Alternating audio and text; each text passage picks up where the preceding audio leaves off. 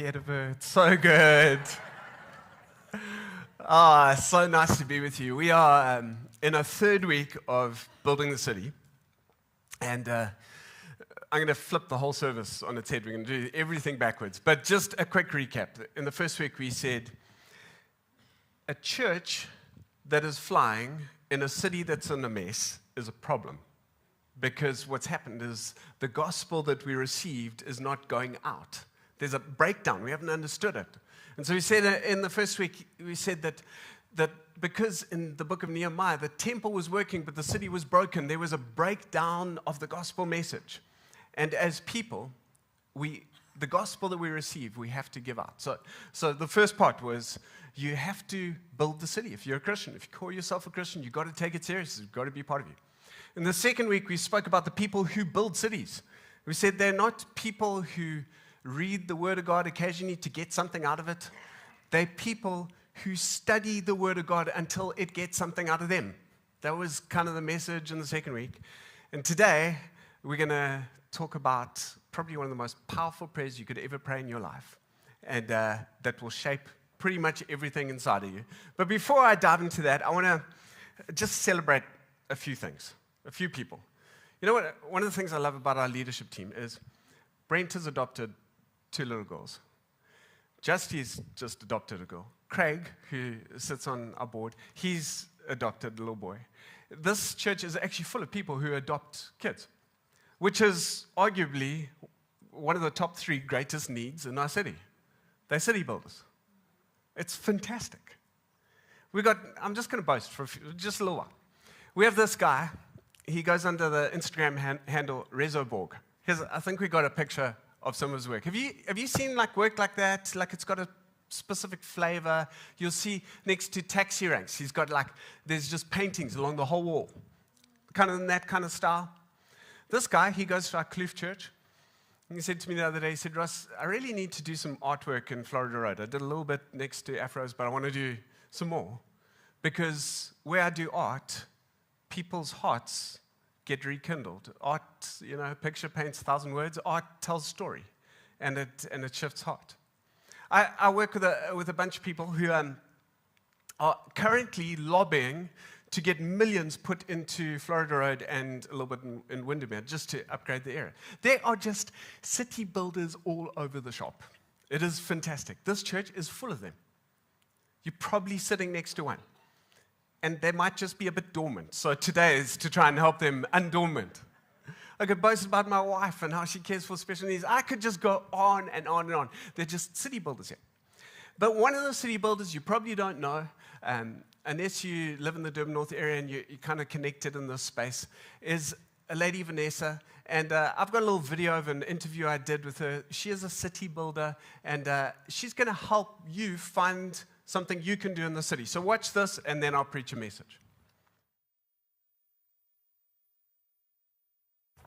I'm so excited. We've got Vanessa, who is a community member amidst a rates association, really, just helping the city get better.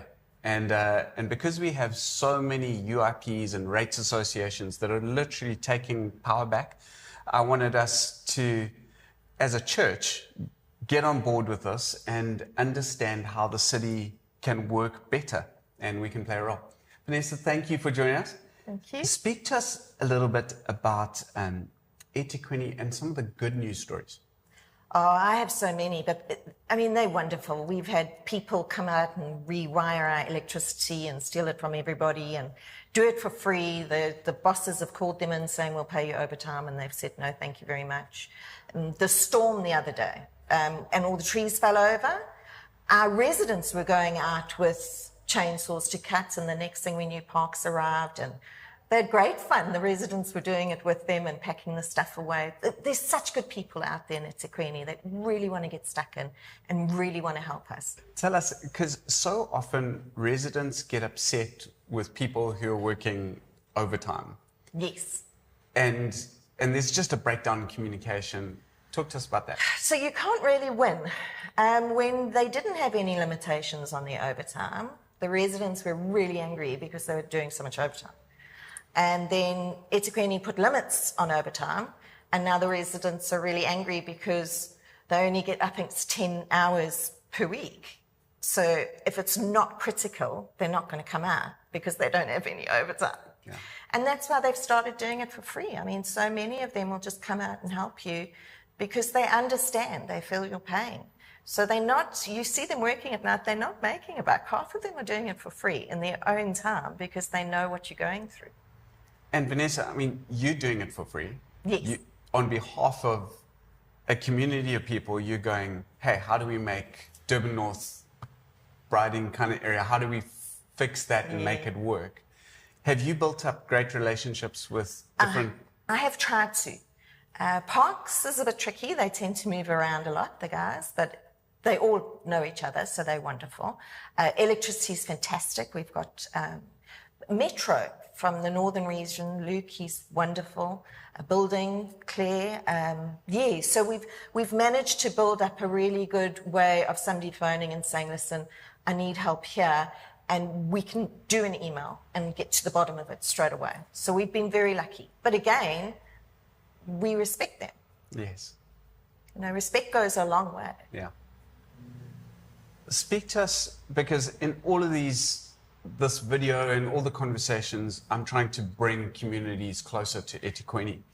Speak to us about the responsibility of a person in the city to log faults, take pictures, make sure that eThekwini knows what's wrong, because there's nobody else doing that. So just speak to us about that. I get a lot of frustrated residents. They'll say there's been a pothole there for 4 weeks and no one's come to fix it. And you go, give me the reference number. And they're like, no, but it's been like that for 4 weeks. And you go, well, you have to get a reference number. You have to log it. And there's so many ways to log it. Give us a list of how. There's the apps, both for Android and Apple. There's emails, so e-services. There's WhatsApp lines. I mean, there really is. Then, of course, you can phone and sit on hold for 20 minutes. Speak to us about the app. The app is fantastic. The app's the easiest thing in the world to do. So that street light, it doesn't work. You can just go onto the app. It'll give you like multiple choice, you know, and you go light pole, press light pole, you put the pole number in, you put the address, and you send. And you'll get a reference number and you'll be able to monitor while it's getting fixed and if it's been fixed.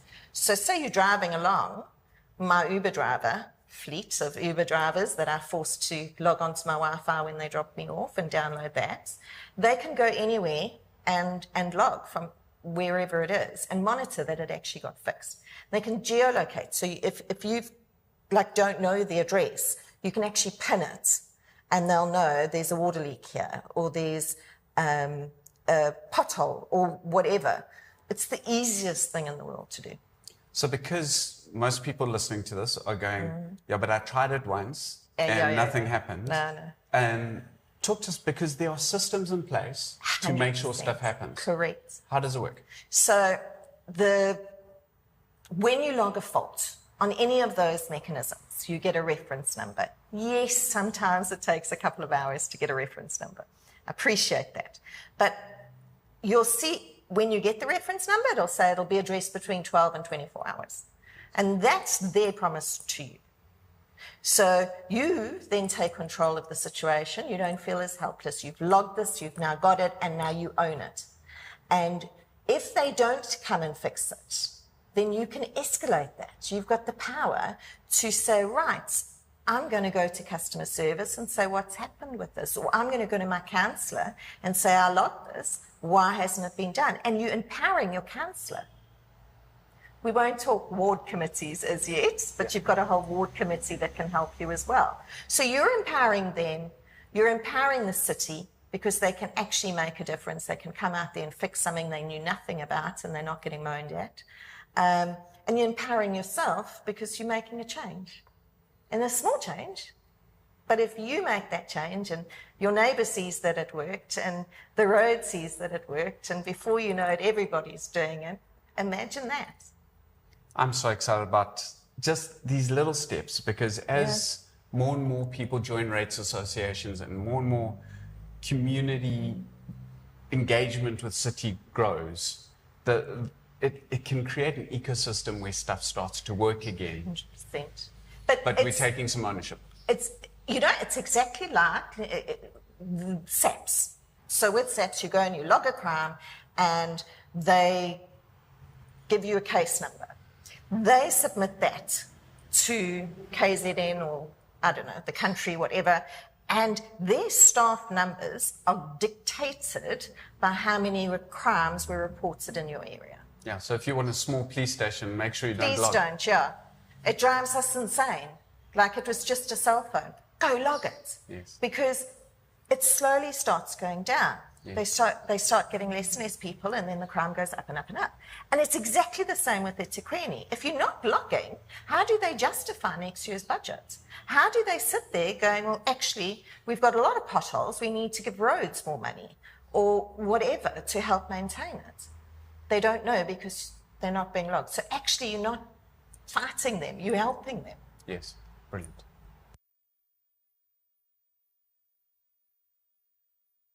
Not that cool. Okay, I'm going to get into the Bible. But these kind of things, this is literally how you take a little step, help fix our city. Now we are in Nehemiah, and I'm going to skip right through to the end of Nehemiah. Next week, Shane's going to do the middle, the whole middle. No, he's just going to do one section in the middle of Nehemiah. But let me try and give you a little heads up on the book, on what happens in between, right in the beginning where I started and the end. Nehemiah is arguably one of the greatest leaders that the Bible's produced. People study Nehemiah just to learn how to lead. The oak is a machine. He sneaks in. When he gets there, he looks at all the destruction, he makes notes, comes up with a plan, then he starts preaching to people. And he tells them, we've got to fix this thing. He recruits the entire city. And in the process, they start rebuilding the wall. They then get mocked, intimidated, threatened, lawyers' letters, like we could go on and on. At one stage, they are building, probably, it says, with a trowel in the hand and a sword in the other. I don't know if that's possible. I think that's metaphorical. I think they had a sword down there, and they were building with a trowel, and they were waiting in case someone came so they could grab the sword. That was the kind of vibe that was happening. It was hectic. And this oak single-mindedly takes on one problem after the next, after the next. He's unbelievable. He's a bit like that dude in El Salvador. Did anybody hear about that oak in El Salvador, the president? Oh, no. This oak. Where's he? I came across him this last weekend.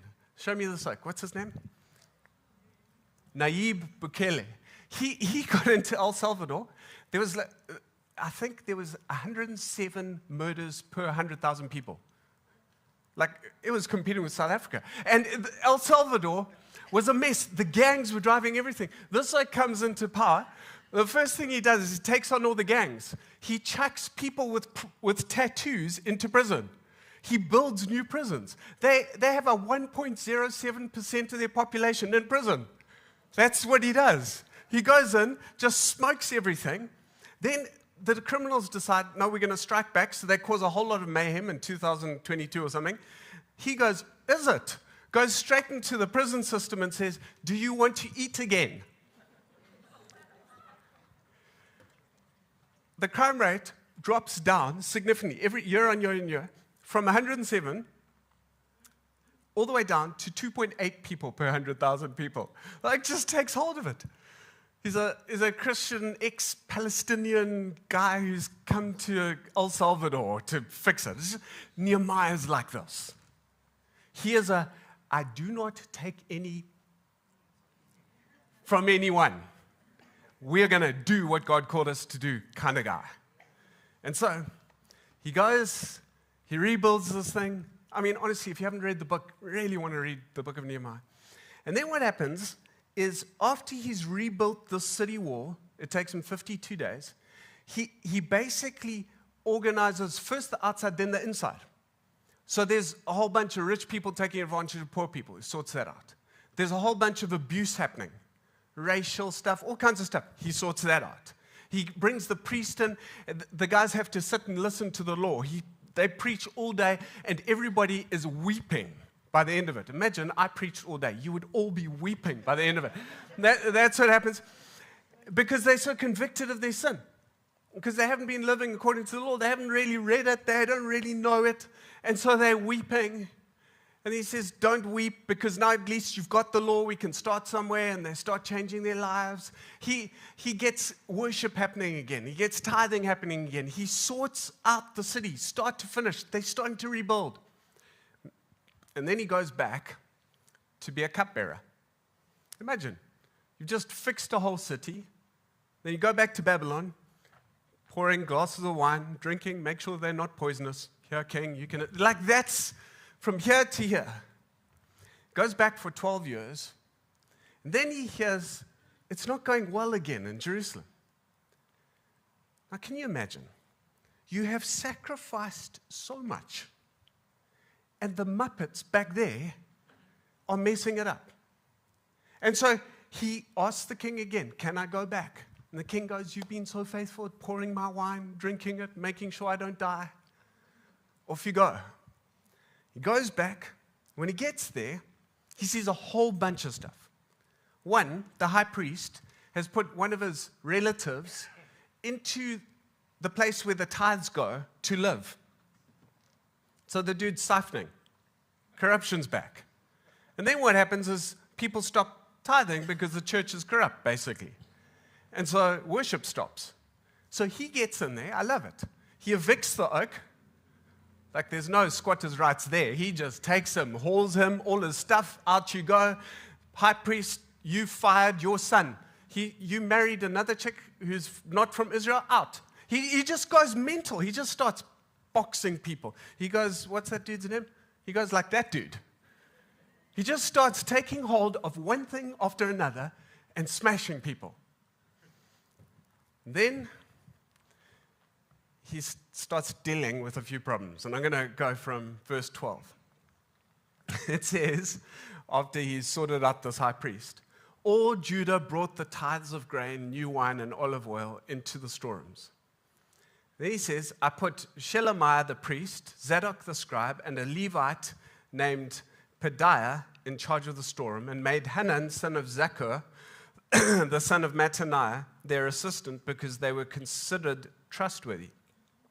They were made responsible for distributing the supplies to their fellow Levites. Now listen to these words.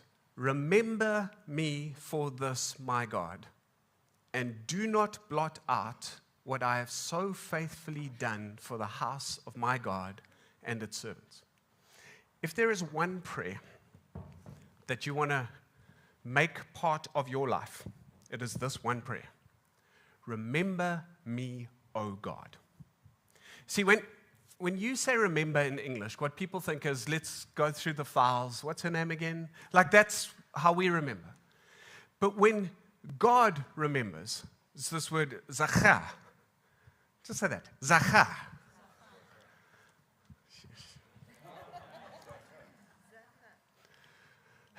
You English people. What he's talking about is a remembrance that does. It's God moving his focus onto something. It's not like God's forgotten a person. It's that he's asking God to shift not just his mind, but his hands. The word zachar, it means to remember and act upon. Remember me, O God. Well, let me tell you why this is so important. When God remembered Noah, the Bible said zachar. When he zachared Noah, he made a wind blow over the earth and the waters subsided. When he remembered Abraham, he saved his nephew Lot from Sodom and Gomorrah. When he remembered Rachel, she fell pregnant. When the Israelites were in slavery, it says God remembered them and the promise he'd made to Abraham. We could go on and on. He zachared Hannah, Hagar and her son. Hezekiah gave him 15 more years of life. David prayed this prayer, Lord, remember me again and again and again every time he got into trouble. You remember Samson, the power guy? He said this just before he broke those temples. He said, God, remember me and use me one more time. This prayer, remember me, is said again and again and again in Scripture by people who have been used powerfully by God. You want to be praying, Lord, remember me remember me. Now, here's the context to Nehemiah praying this prayer. And this morning, I'm probably preaching more to Christians than to people who like exploring faith. But understand that with Nehemiah, when he got to Jerusalem, the first thing he did was he took everything the king had given him and shared it. The food or the perks. Now you must understand, the dude is a domestic worker back in Babylon. He could have, like everybody else did this, they snuck a bit on the side so that they were set up for retirement. He could have done that legally. In fact, it would have been expected that he did that. But he doesn't. He takes all the food, every single ounce of provision, and he gives it away. He just sacrifices. So when this guy says, Lord, remember me, he's making a statement that it's a whole lot more than just, God, please come help me out. Here's what he's saying. He's going, God, I've made my life about you. Will you take care of me? You see, here's why this is so important. It's such a different way of thinking. When I speak to most people who are leaving, a lot of why they're leaving is they got a job that pays more. We make economic decisions because we live in this consumeristic culture that influences a lot of our brain. And so what happens is that it goes right into the core of us. So you'll hear people say stuff like that, like this. I left that job because I'm worth more. You heard that? You said that? Here's the thinking. My intrinsic value is related to my paycheck. So here's the thing. I had a funny conversation with a guy. He was properly sharp. I said to him, if you keep making decisions based on how you get paid, how can God send you anywhere? How can he place you? To which he said to me, he just has to pay me more where he wants me to go.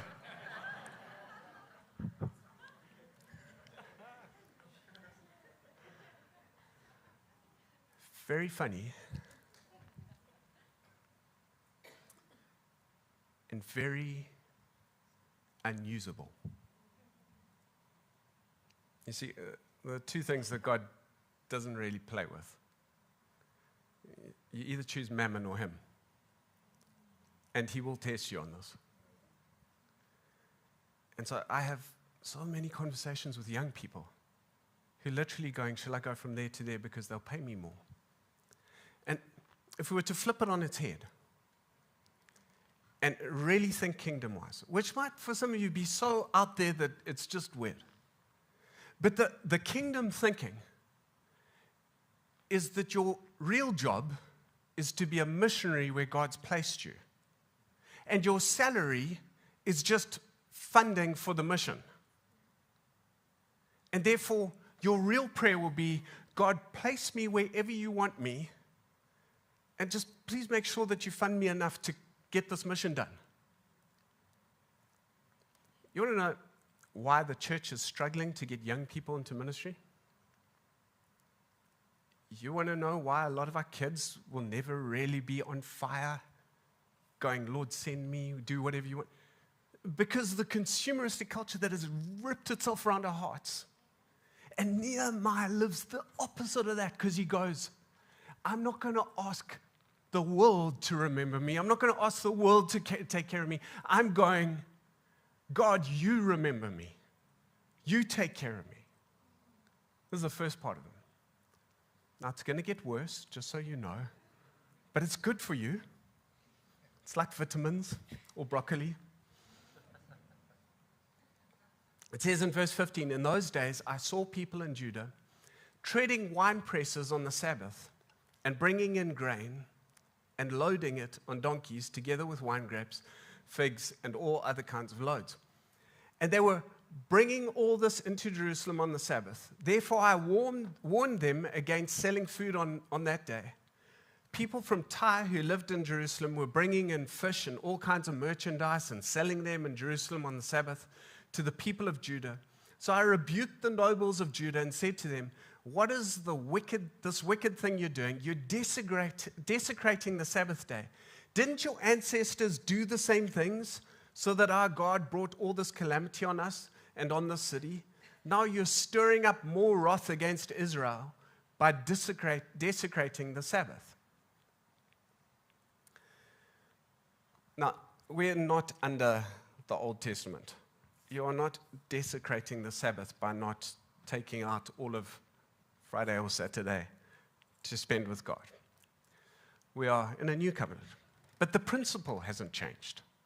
The principle is this. Why were they breaking the Sabbath? So they could make money.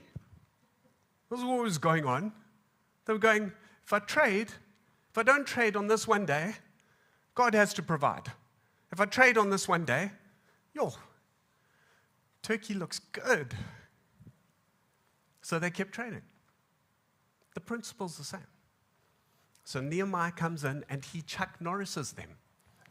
He just goes, doors closed. Hey, you trading. I will smash you. Go away. Like he takes care. Here's why. Because what you tolerate in your life will dominate your life. And so he's going, I am not going to tolerate this stuff. I'm going to take it on. I'm going to beat it out of here. I'm going to reshape this place. Now, I think he was angry. I think he came back angry and he's just going for it. Because he's dealing with one problem after the next.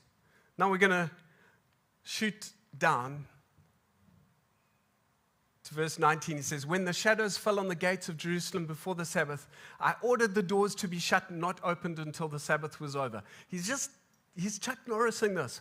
I stationed some of my own men at the gates so that no load could be brought in on the Sabbath day. I'm going to speak properly just now. Once or twice, the merchants and sellers of all kinds of goods spent the night outside Jerusalem, but I warned them and said, why do you spend the night by the wall? If you do this again, I'll arrest you. I just love the soak. Then I commanded the Levites to purify themselves and go and guard the gates in order to keep the Sabbath day holy. And then he says this, remember me for this also, my God, and show mercy to me according to your great love. You know what I love about this prayer? He prays, remember me 6 times. But this time he says, remember me according to your great love, not my great works. You've got to get the heartbeat of this. He's not going, God, you owe me. He's going, because you are so gracious, please put your face on me. Please look my way. And notice what he asks for. He says, show mercy to me, not give me a reward. I want to just backtrack again because in verse 14, so this is verse 22, verse 14 he says, remember me for this, my God, and do not blot out what I have so faithfully done for the house of my God and its service. Remember me, put your grace all over me, please look after me, be merciful to me. Then he says, and don't blot out the work I've done.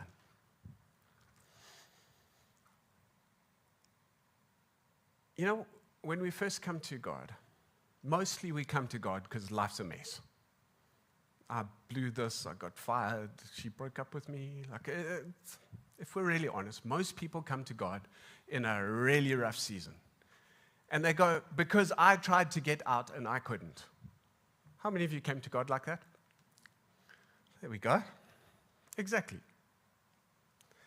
But then what starts to happen is God gives you the girlfriend or he gives you the job or he sorts you out. He helps you out. And what's so beautiful about Christianity is you wake up one day and one day you realize I am more concerned about building his kingdom than I am about the stuff. It is the most beautiful day of your life. when you can pray like he prayed? Lord, just don't blot out the work that I've done for your kingdom. Like everything else, don't worry about that, Lord. But your kingdom, I want it to. You see what's happened? He's sought first the kingdom until the kingdom has grabbed hold of his heart. And now all he's thinking about is the kingdom. When that happens in your heart, man, you are in a beautiful place. Because now you're living seeking first the kingdom. And God is living going, how can I care for your needs? It's a beautiful dance. You want to get to that place, the place that Nehemiah has got to. But it goes on and it says, moreover, in those days I saw men of Judah who had married women from Ashdod. The lesson is, don't marry women from Ashdod. Ammon and Moab. Half of their children spoke the language of Ashdod, or the language of one of their peoples, and did not know how to speak the language of Judah. Here's what he's saying. The guys knew that they were doing wrong. Because in chapter 10, verse 30, it says that they made an oath not to marry women outside of Israel. Christians were going to marry Christians. That was what was going on here. But here's what happens. They go, yo, but have you seen that chick, bro?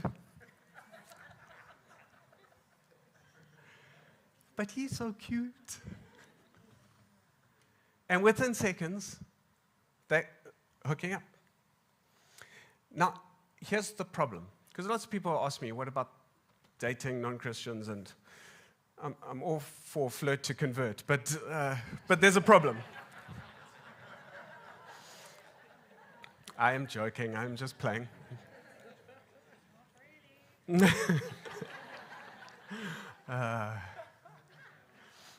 This has been live streamed, baby. Stick with me.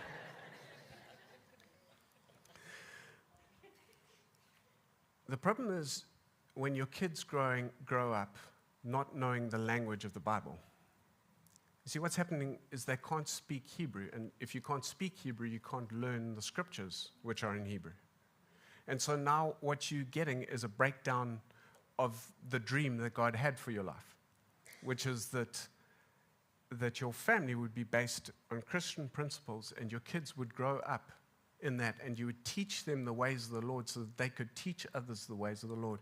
And in that environment, you would have a people who were wrapped around God at the center.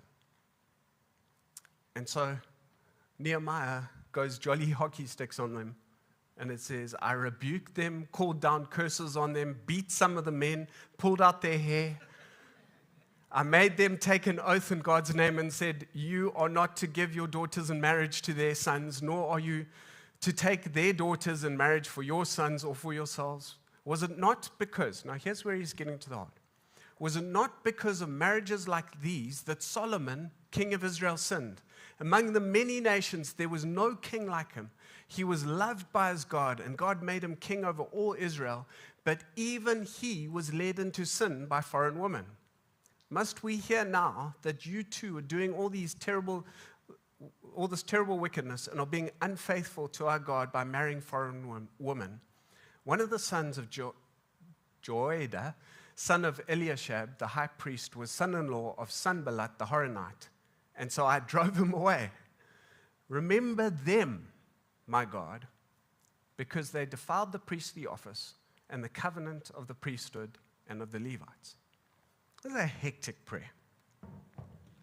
Remember them. I don't think he was thinking, remember them, be nice to them, Lord. He was angry. And he was doing what you have to do when you're angry. He was going, God, I can't deal with this. Will you deal with it?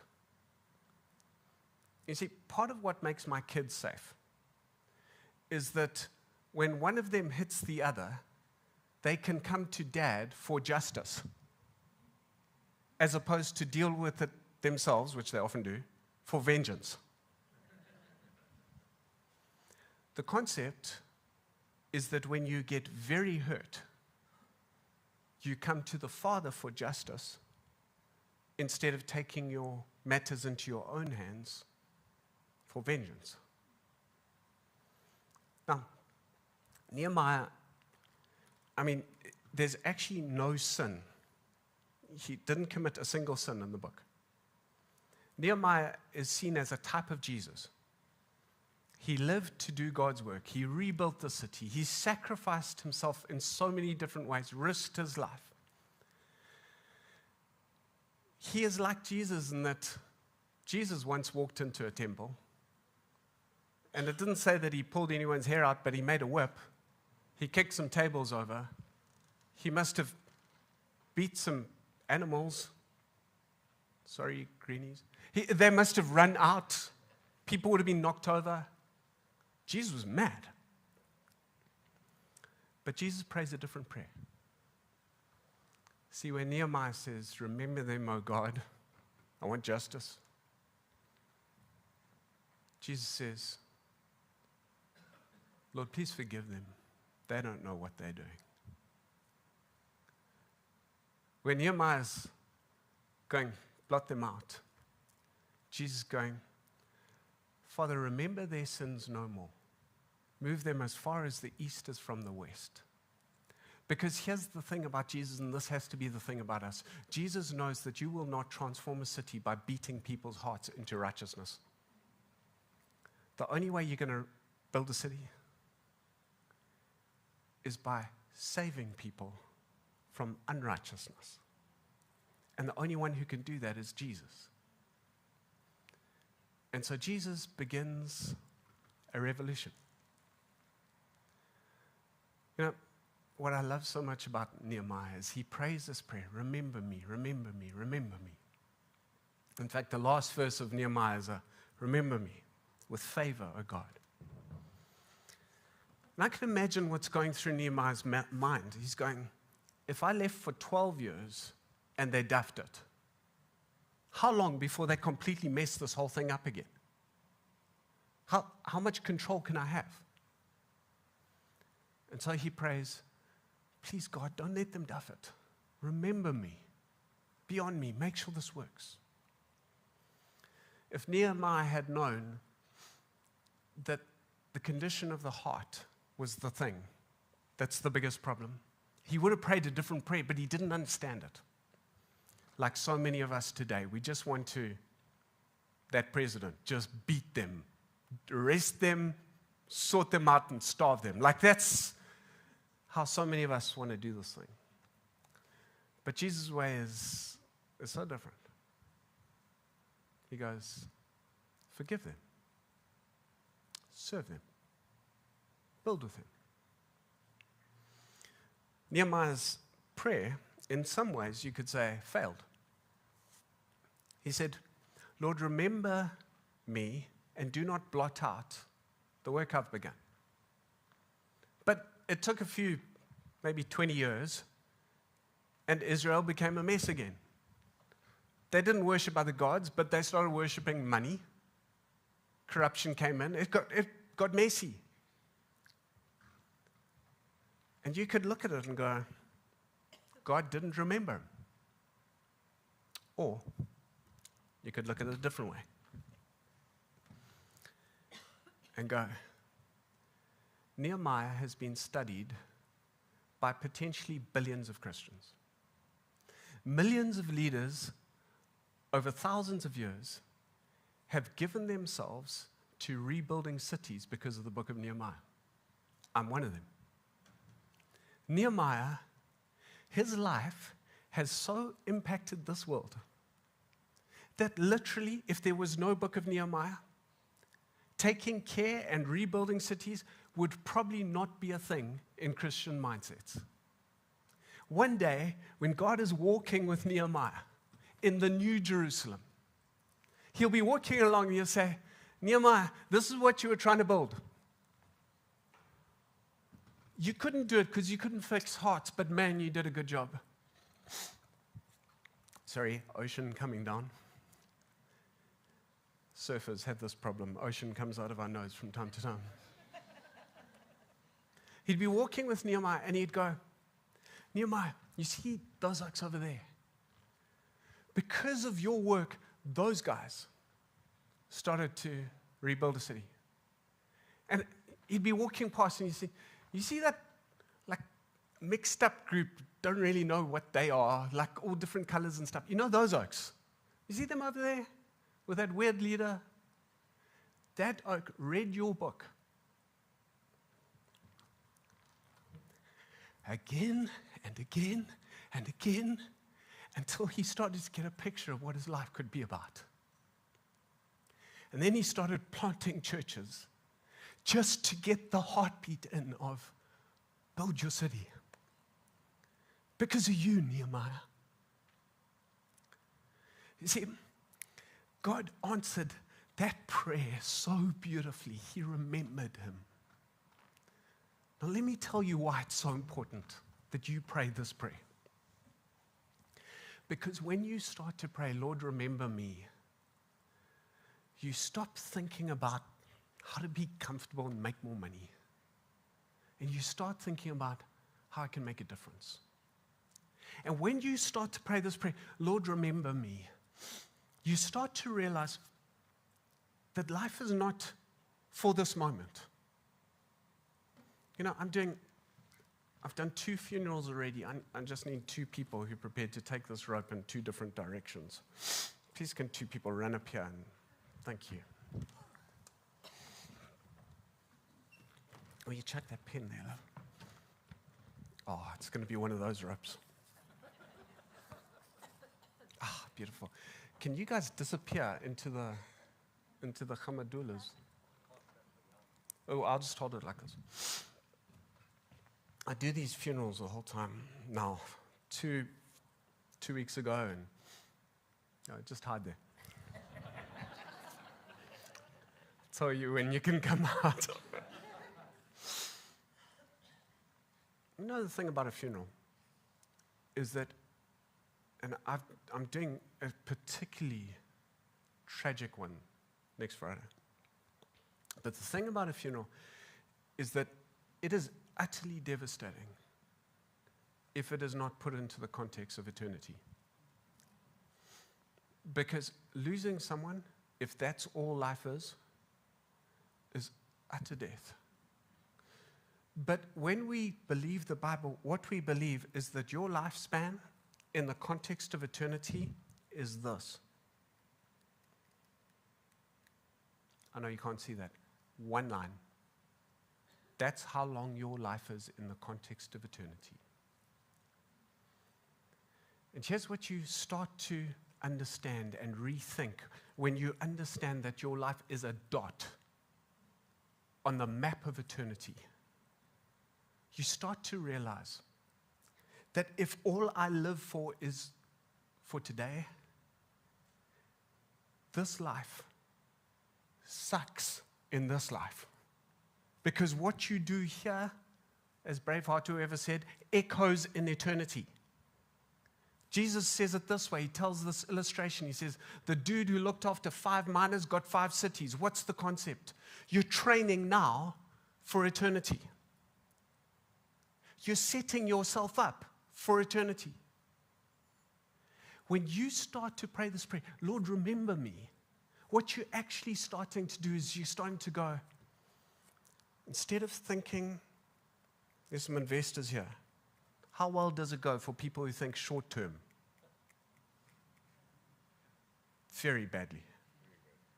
Some people think lifespan, better. People who think eternity, those are the people who make good decisions. Friends, the reason you want to be praying this prayer, remember me, oh God, is because you want to put your life in the picture of all eternity so that you don't waste it.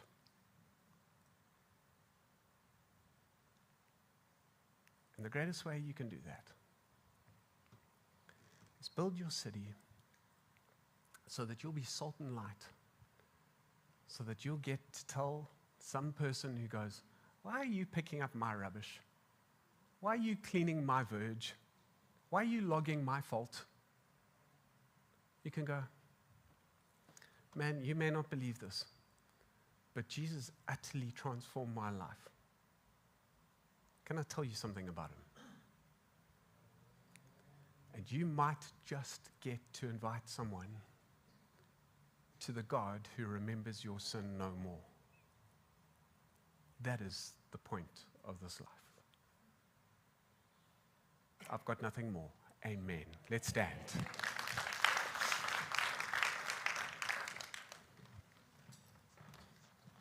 Why don't you just put out your hands like this?